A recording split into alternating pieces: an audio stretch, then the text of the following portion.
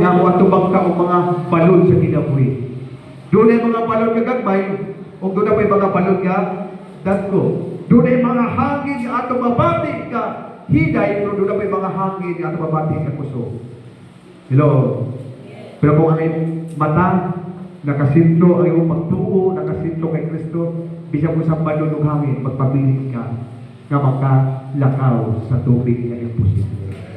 Palakpakan ng Ginoo. Amen? Hello? Tandaan natin, ang buhay Kristiyano ay buhay pananampalataya. Ito ang problema eh. Kasi ang mga Kristiyano nakadepende sa ilang nakita at naramdaman. Hello? Ito ang problema. Dahil ang marami mga Kristiyano na ang ilang pag-alagad sa Ginoo nakadepende sa ilang nakita at naramdaman. Kapag nakakita ko sa iyo, di na mo sipa kayo. Sus. Di ba? Sa'yo ka nakita. Hello? Kapag nakaramdam ka, di nasa ko simba kayo. Naramdaman ako ba?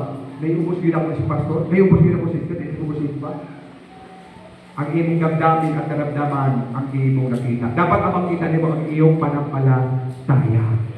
Kaya ang buhay Kristiyano ay buhay panampalataya sa mga bagay na hindi mo nakikita at hindi mo na naramdaman. Hello? Bisa na kinakita at naramdaman, dapat pusimba ka. Amen? Kaya pusimba mo ka, kung kaya kini ang kinaburing niya sa Ginoo, ang pagsimba sa iyahan. Palakpakan ng Ginoo. Praise the Lord! Hallelujah! So, kung gusto natin lumago sa panampalataya kapag nanatili ang ating mga mata kay Jesus. Amen? Para magpaswagon na sa itong kinaburing Kristohanon, sa itong paglakaw, di kalimutan na sa pagtuo, dapat ang atong paglantaw, ang atong mga mata ay nakasintro diha sa Ginoo. Amen? Bisa pag may mga bagyo, bisa pag may mga hangin, di yung kamahando, ganaman, na kay Kristo pa ng imong sintro, tiling sa imong katapan. Amen? Ayaw sa imong silingan, ayaw sa imong katapan, kundi kay Kristo lamang. Palakpakan ng Ginoo. Praise God! Hallelujah! So maraming bisis, hindi tayo natatalo maraming bisis na hindi tayo natatalo ng kakulangan, natatalo tayo sa takot. Hello? Ang kabaliktaran ng panampalataya ay takot. Amen? Kaya sabi mo sa katabi, huwag kang matakot.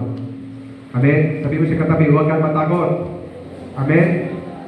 Ano ang kinakatakutan mo na puipigil sa iyo para magtiwala ng lubusan sa Diyos?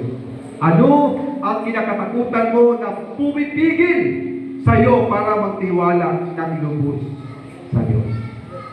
Amen? Mayroon ba? Ito ang tanong, ano ang kinakatakutan mo na pumipigil sa iyo para magtiwala ng lubos sa Diyos? Pangatlo, ako panikamutan na kita ang tagas 12. Go beyond your limitation. Go beyond your limitation. Higitan mo ang iyong mga hangganan o lampasan mo ang iyong mga limitasyon. No? Lampasan. Ano sabi ng Bible? Hukom 6 verse 14 to 16. Ang sabi ng Biblia, Hukom o Judges 6:14, no? Hanggang 16. Chapter 6 verse 14 to 16. Ano? Ito ang sabi ng Bible. Sinabi sa kanya ni Yahweh, lumakad ka at gamitin mo ang buong lakas mo upang iligtas ang Israel mula sa mga Midyita. Ako mismo ang nagsusugo sa iyo, sumagot si Gideon. Ito yung kwento ni Gideon. No? Ngunit Panginoon, sabi ni Gideon sa verse 15, sumagot si Gideon sa Panginoon. Sabi niya, ngunit Panginoon, paano ko mailigtas ang Israel? Ang aming angkan ang pinakamahina sa libig ni Manisis. At ako naman ang pinakahabak sa pamilya namin. Sinabi sa kanya ni Yahweh, makakaya mo ito sapagkat tutulungan kita, matatalo mo ang mga Midianitang ito na para ka lang lumaban sa isang tao. So si Gideon, alam ba niyo kung anong kahinaan ni Gideon? Si Gideon na isang tao, talawan, duwag. Duwag si Gideon, yun ang kahinaan niya. Di ba? Sa panahon, istorya sa Ginoo, Gideon,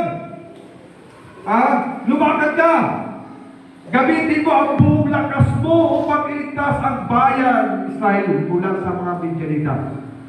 Ako mismo ang nagsugo sa iyo Pero ano sabi ni Gideon sa verse 15? Panginoon, ako, Panginoon, paano ko mailigtas ang Israel? Paano ko maligtas, Panginoon, ang Israel? So naglasyon siya sa Ginoo. Paano? Kung saan na ako Ginoo, na maluwas na ako ang mga Israel, ang bayan ng Israel. Ang aming angkan ang pinaka-mahina sa liting bukod. Masabot na ni Gideon, ang ilang pamilya mo ay pinaka-mahina sa kaliwat ni Manisis. Kami ang angkan ng talawan na pamilya. Sabi niya, at sabi niya, ako naman ang pinakahamak sa pamilya. Ano yung pinakamahamak? Ito mga tao walang pinakamahamak, ibang walang kakayahan. Di ba? Walang kakayahan. Walang kakayahan para gawin ang isang bagay. Mga tao. Kasi duwagas Gideon eh. Hello? Marami sa simbahan, maraming Gideon. Sinong Gideon dito? Pag kinausap ni Pastor Sis, ikaw ang mag-lead. Pastor, mahihain ako, Pastor. Di ko marunong, di ko kamaho. Hello? Mag-lead ka na, Pastor Sis. Di ko, Pastor, maulaw ko. Di ba mo ang ngayon, Pastor, kay yabang mo kong tingog. Dagan tayo mga Rosan ba? Hello? Gitulo na kas Ginoo. Ang pastor, pagabito na sa Ginoo, ang pastor dito sa ibong Ginoo ng tudwa na. Ginoo may nasundian ang gabita na. Murang itulong ka sa pastor, ang problema, ubalibad na, dagat tayo. Rason. Tulad ni Gideon. Lord, bakit ako? Iyong pamilya namin, mga duwag. Baga matapang ka pa kay Gideon, di ba? Lalo na ako, Lord. Wala ko'y kakayahan. Gideon. Gagawin niya ng isang bagay. Lumaban. Wala may nabawa si Gideon, kundi magtanong na bumay. Magsasaka ba? Pero, kung siya si Gideon siya, verse 16, sinabi sa kanya ni Yahweh, makakaya mo ito sapagkat tutulungan kita. Matatalo mo ang mga Midianitang ito para ka lang lumaban ng isang tao. Grabe yung pangako ng Diyos. Galing kung imong panayunan ang kwento ni Gideon sa laban na nila, wala pa yung kapawis-pawis ni Gideon sa paglaban. Hindi dumaan ang pawis. Nanalo si Gideon sa laban na wala kabung-abong. Nga naman, doon kay naaman ang Ginoo na tipag-uban sa iya. Amen? So ano yung pangatlo natin? Kumpiyan yung limitasyon. Amen? Lapasan natin ang ating mga limitasyon. Lapasan natin ang ating mga limitasyon sa kinabuhi. Nausay, nasa itong kaisipan na hindi ako kaya. Lord, di ba ko kamaumuwali? Ginoo, di ba ko kamamukanta? Usahay niya ang ating mga pangunahuna. Pero gusto sa Diyos, isoon, gamitin ka. Tinan mo, no? Si Gideon, ano sabi niya? Ako ang pinakahamak sa aming pamilya. Sino dito pinakahamak sa church? Yung pinakahamak sa church. Hello? Pastor, ako siguro pinaka-ano dito. Ayaw ubutang ay mabaliw nga huwag kay kakayahan ng simbahan na. Hello? Ayaw ibutang ay mabaliw nga huwag ko'y kaya din ako. Kung hindi mo kaya mawali, kasi hindi mo kagibutang sa sa pagwali. Tuwa ka sa paghidlo sa simbahan. Hello? Kung kagibutang sa Ginoo sa pagkanta, basi ka po kagibutang sa Ginoo sa pagkanta, tuwa ka sa pagkuban sa mga bagong study. Amen? Okay lang kung wala ka doon sa pagwali. Okay lang kung wala ka doon sa pagkanta. Pero sigurado, doon ay plano ang Diyos sa iyong kinabuhi. Kung gusto sa Diyos na gamiton ka niya sa pinasahig niya pamaagi. Ayaw po sa pagkukulit na magkakayahan. Huwag mo'y mahimo, pastor. Igo rin yung kung ngayong pastor, kanaroon ko simbar ko. Bulit ko. Amin pa. Di mo ginawa. Hello? Di ginawa. Gusto sa Diyos gamiton ka niya. Maaaring di ka mamuwali sa kadaghanan, pero gamiton sa Ginoo sa mga kaysa-isa. Samtang naglaba ka, ay yung siliga, naglaba, itong taparan. Grabe, sis, alam mo, isang isyon ang panahon ka, pero grabe ang Ginoo. Ano ba? Simple. Lo. Amen. Di ba kinala magbaro para magsangyaw? Bisag sa paglaba, pwede na bumaton. Samtang nagsisbisan mo, imong i-share. Pag ka na ngayon isyon, okay lang siya at atulad ka na. Mas maagi na itong isturahan ang Ginoo. Ano ba? Di ba? Sa ibang Kristohano, kung nagana yung mga chismisan, udong-tong po. Bubitaw. Bubitaw. Bubitaw. Wala. Involved ka sa craving. No. Involved ka sa craving. Ayaw kasugot, ang isguti ang pulong sa Ginoo. Sa tunga-tunga sa chismisan, buwaga ang chismisan, i-chismis si Kristo. Hello? Is-chismis ang Ginoo. Kung saan ang Diyos ka maayo sa imong kinabuhi. Palakpakan ka lang Ginoo. Praise the Lord! Hallelujah! Humayo ka sa lakas ng taglay mo. Sabi ng Diyos kay Gideon, kung anong mayroon ka, gusto ng Diyos kung anong mayroon ka, gagamitin ka niya. Alam mo, ito pinakamaganda. Hindi hinintay ng Diyos na maging malakas si Gideon bago niya gamitin. Hello? Hindi sinabi ng Diyos, sige, magpapalakas ka muna Gideon. Pag malakas ka na, gagamitin kita. Hindi po. No? Hindi sinabi ng Diyos ka, sige,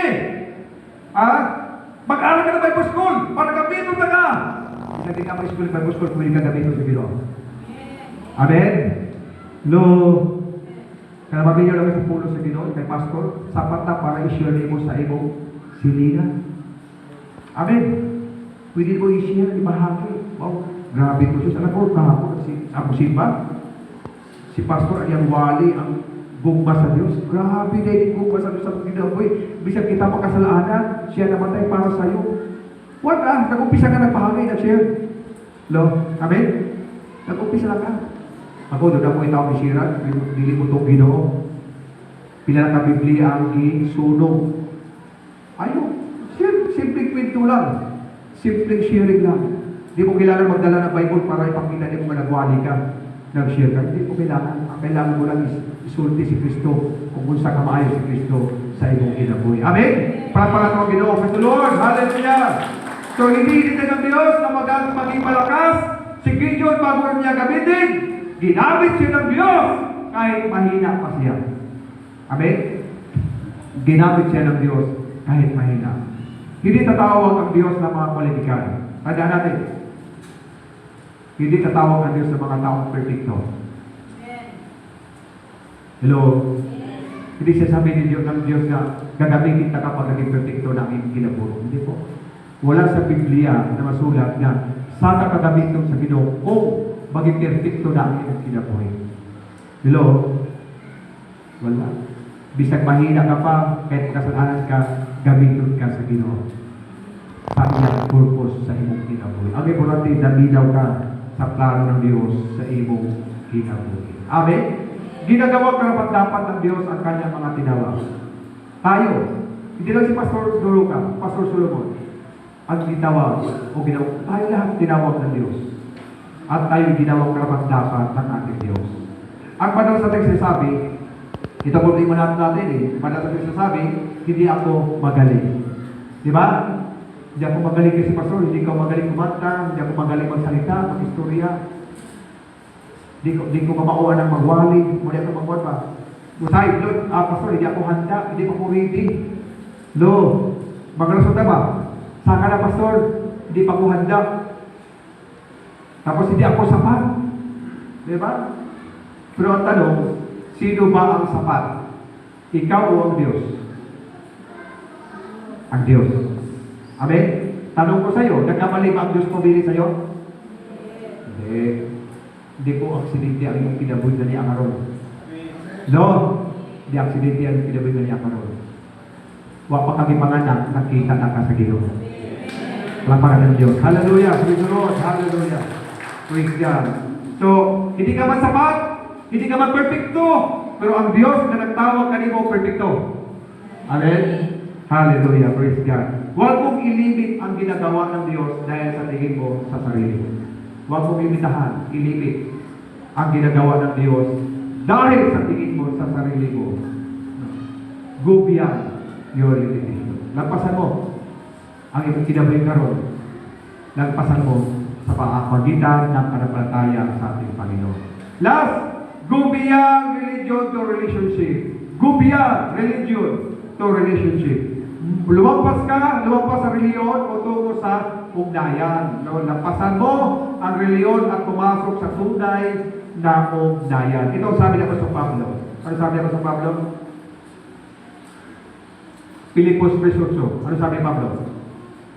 Filipos 3:8. Oo, sabi ni Pablo, itinuturing kong walang kapuluhan ang lahat ng bagay bilang kapalit ng lalong mahalaga at pagkakilala kay Kristo Jesus na ating Panginoon. Ang lahat ng bagay ay pinalagay kong walang kapuluhan at itinuturing kong basura, makatag ko lamang si Kristo. Wow! Grabe, grabe ka powerful verse na sulat ni Apostol Pablo sa Filipos 3:8. No? Sabi ni Pablo, lahat ay ituturing niyang kalugian, makilala lamang niya si Kristo. Wow. Lo, lahat ituturing niyang kalugian. Di ba? Magsarado ko sa tindahan para lang kay Kristo. Lo, doon ay mga Kristo ang naging makasarado si tindahan ng Domingo. Naman, nagamay mamalik. Di ba kasarado ng tindahan, bakit kusog ang negosyo? Pero ano sabi ni Pablo?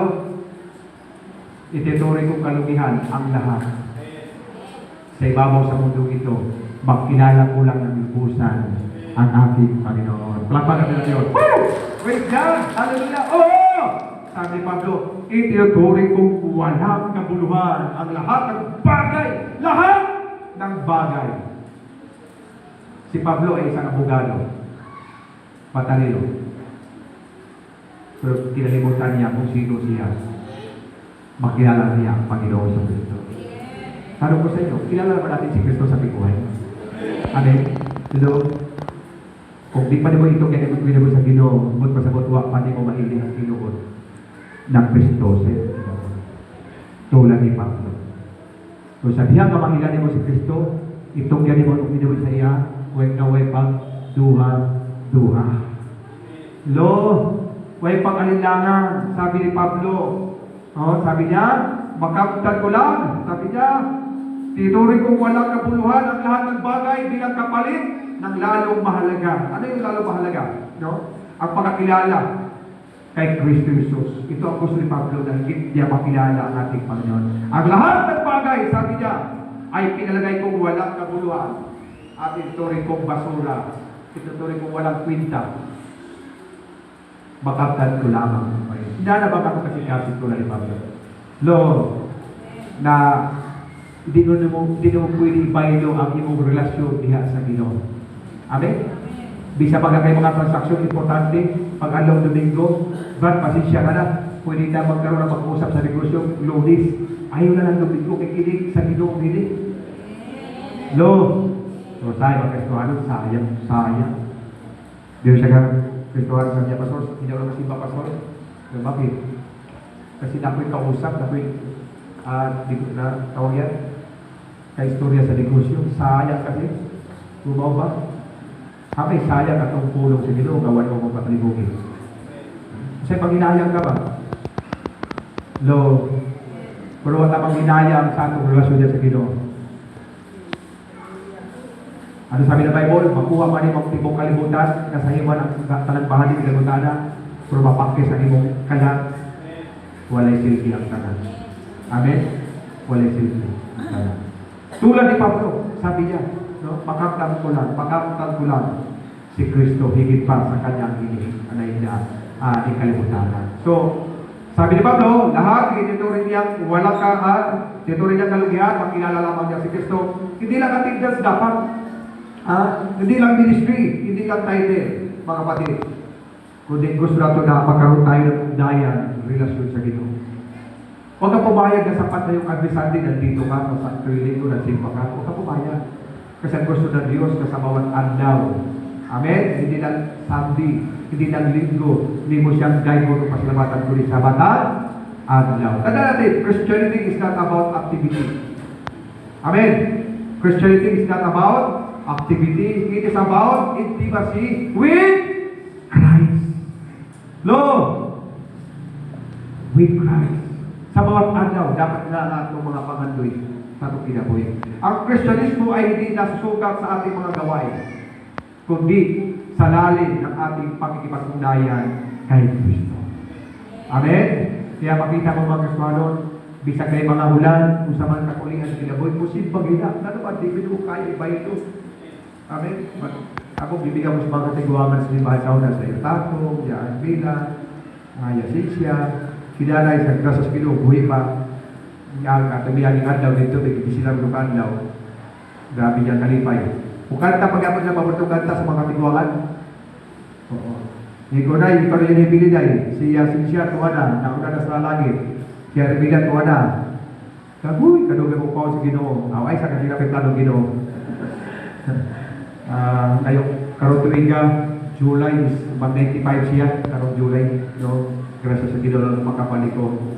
Okay, so pwede kang active sa church, pero malayo ang puso mo sa Diyos. Handaan mo to. Pwede kang active sa church, pero malayo ang puso mo sa Diyos. Ang tunay na buhay Kristyano ay araw-araw na relasyon kay Kristo. Amen? Hindi sapat ka may simbahan ka. Hello? Hindi sapat ka nagsimba ko every Sunday. Hindi sapat ka nandito ako. Ang gusto sa Diyos sa matang adlaw, makipag-ugnayan ka sa iya. Amen? Makipag-usap ka sa iya. Lord, sa matang adlaw, nakipag-ugnayan ka, nakipag-relasyon ka sa atong Ginoo. Ano ko? Kilala mo ba si Kristo? Kilala mo ba si Kristo? O kilala mo lang ang tungkol sa Kanya? Hello? Kilala mo ba si Kristo? O kilala mo lang ang tungkol sa Kanya? Maraming mga Kristiyano na kilala lang nila ang tungkol kay Kristo. Information nila kay God. Si Christ? Siya yung namatay sa krus ng Kalbaryo. Siya yung anak ng Diyos. Maganon ba? Pero hindi niya kilala, wala siyang tunay na relasyon kay Kristo. Ang gusto sa Diyos na magkaroon ka ng tunay na relasyon sa Kanya. Bakit ko sinabing tunay? Kasi mayroong hindi tunay. Mayroong hindi tunay. Pero ang sabi ni Jesus, sa John, ang tunay kong mga tupa ay nakikinig sa ako. Nakikinig sa akin. Ibig sabihin ng linaw sa puno. No? Ang tibailan sa Ginoo, ang iya mga tinod na tupa, naminaw sa iya. Hello? Amen? Naminaw sa mga puno. O nagsunod sa iya mga puno. No? So, ang Diyos ay handa gumawa ng exceedingly abundantly above. Pero ang tanong, handa ka bang magbubiyang? Handa ka bang magbubiyang? Beyond comfort, beyond your prayer, beyond your limitation, beyond religion. Higit pa sa kaginawaan, higit pa sa takot, higit pa sa mga limitasyon, higit pa sa reliyon, go beyond in faith, go beyond in obedience, go beyond in surrender. Amen? Lumampas ka, lumampas sa pananampalataya, lumampas sa pagsunod, lumampas sa ganap na pagsuko sa Diyos. Gusto na Diyos nga isuko ni mo ang kabuuan sa imong kinabuhi niya. Ano ba yung kabuuan natin mga tao? Ang tao ay mayroong tatlong kabuuan. Body, spirit, soul, and body. Amen? Gusto na Diyos kaya isurrender natin kinimang butana. Itulong ka parte sa itong kinabuhihan kaniya. Lord, kapag di na mo isurrender sa Ginoo, na yung mga Kristano, inumdumi. Bautismado na akong kamot. Bautismado akong lawas, akong kamot dili. Nabuo na kinang Espiritu, pero ang soul part, wala pa. So, delikado. Kung gusto sa Diyos, kakalang tulong parte sa kinabuhi. Spirit, soul, and body, imong itungkyan, imong ihatang, dihan kaniya, parang dili. Hiday-hiday, babag ko. Amen? Hiday-hiday mausap, pinahagi sa iyang mga pulo. Palakpakan na itong Diyos. Praise the Lord. Hallelujah, hallelujah, hallelujah. Panginoon, sa araw nito, ay pinili namin huwag manatili kung saan kami ngayon. Pinipili namin magtiwala sa iyo, lampas sa aming nakikita, na darama at naunawaan. Pinipili namin humayo ng higit pa para sa iyong kalatian lamang. Amen. Muli, palakpakan na Panginoon. The Lord, bigay ko at Jude